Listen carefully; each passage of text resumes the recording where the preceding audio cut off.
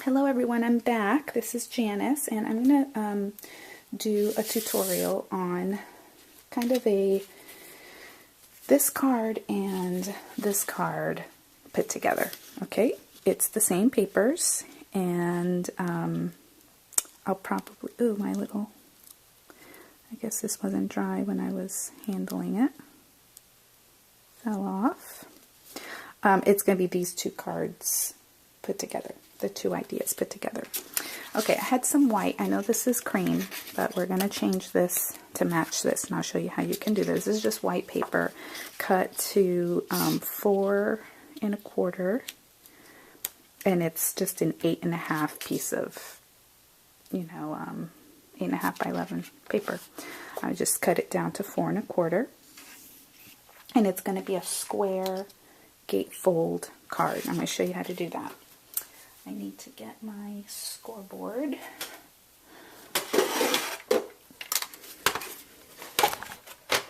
Let me move this up a little bit so you can see what I'm doing. And we'll put that in the corner. And what we want to do for a gatefold card, and it's the same whether it be, an A2 or a 4 1/4 by 4 1/4 square card. It's the same measurements. Okay, you come up here to 2 1/8. It's the little blue line next to the 2, and then we're going to flip it over just to do it easily. And I want to remind you that on this scoreboard, your measurements are right here. Okay, so if you've never noticed that, that's a nice cheat sheet. Okay, and then there's some glitter on there. And then we're just going to fold it in, and it's going to create a gate. And that's it. That's your gatefold card. Okay, now put this away.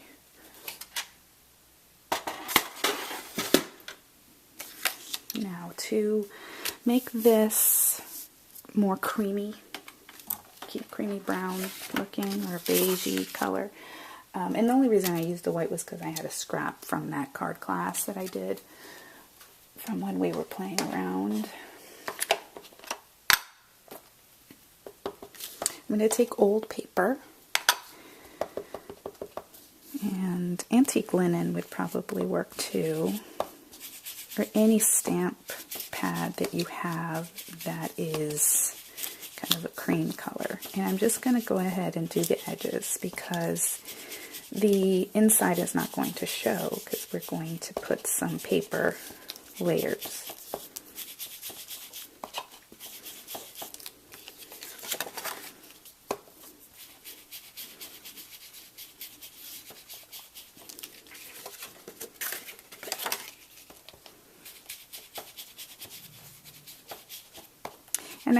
And you could definitely use this on a scrapbook page too if you wanted to hide your journaling. It would be really cute to put this on a layout for your journaling.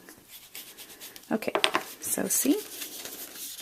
Then what I did was, just to make it look like even more like pattern paper, I just went around the edges and just put some little polka dots.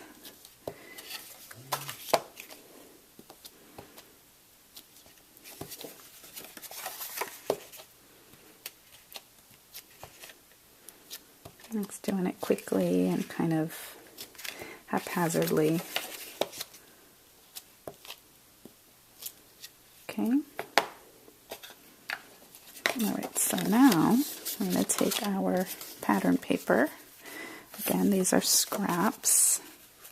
And I want this to measure 4 by 4. So I'm lining up. Can't see what I'm doing, sorry. I'm lining up my paper down here to, there's the 4, okay, and it's only 3 inches tall. But what I'm going to do is I'm going to run my ATG here, and then take my pattern paper. This came from that scrappy. I don't know, it's an old DCWV. It has buttons and sewing and stuff like that. Okay, so now it's a 4 by 4 inch square.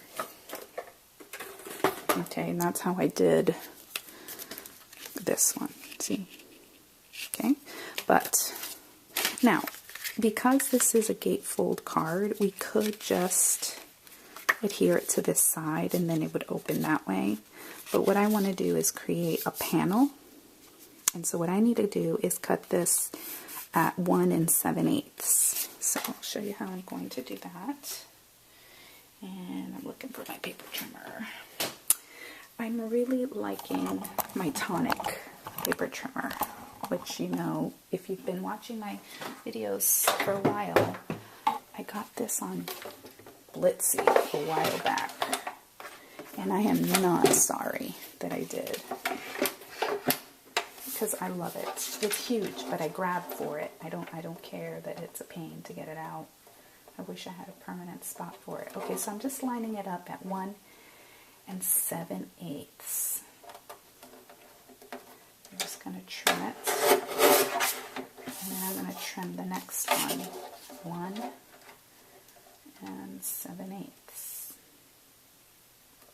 which is 2 little lines from the 2, if you're not sure where 7/8 is. Okay, so we've got 2 panels. Put this away. I keep it right underneath the table. I hope you can't see me, because I'm still in my jammies. Okay, so now what I'm going to do to this is I'm going to take Rusty Hinge,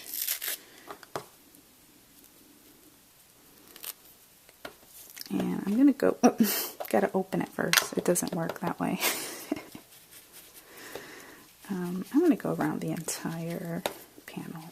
Oh, and I've got it on my fingers. So, how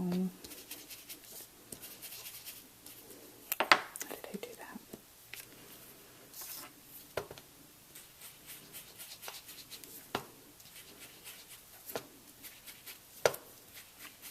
I love my Distress ink.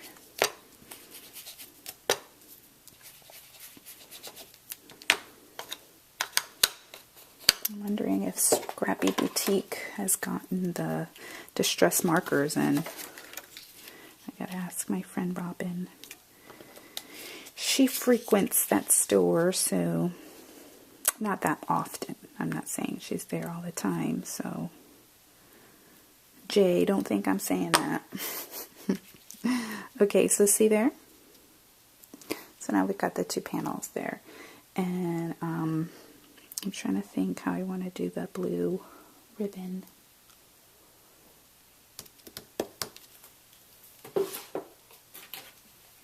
I got this at Michael's. Oh, quite a while back. I think I'm going to tape it to the back.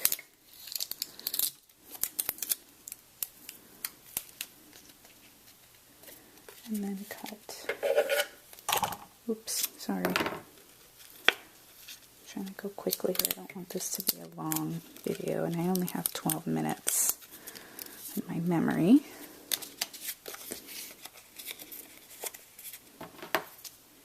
I love this. I love the colors of this.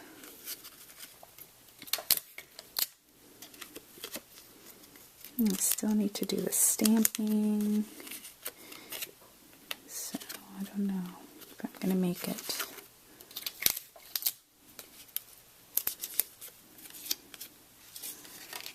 Okay, I want to make sure, yes, they do line up.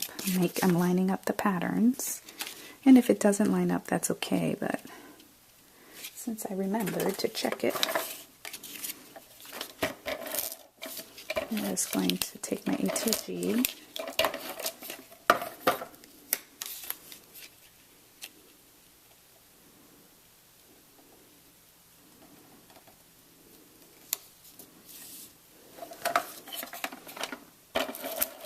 yeah, I really liked my student that I met on Sunday.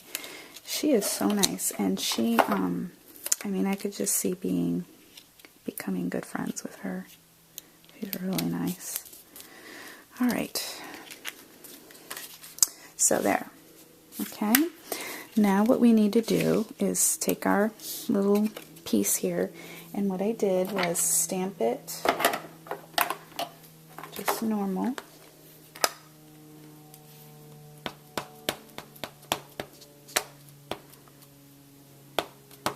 And this is Jenny Bolin chicken feed that I found on Joann.com.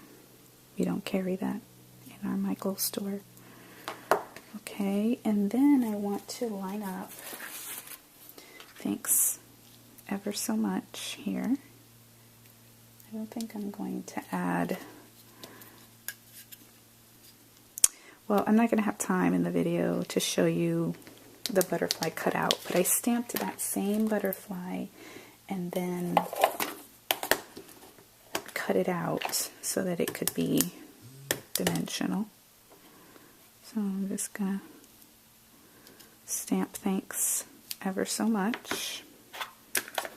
And then over that, to add a background. And by the way, I did get this at Michael's. This is that Martha Stewart press, stamp press. Honestly, I'm not sure how I feel about it. These feet are not very, very high. So I cannot use these kind of stamps on it because it just, you know, it's too thick. This is one of these background stamps that I got. And so it's okay. I'm not going to take it back, but I'm not raving about it. So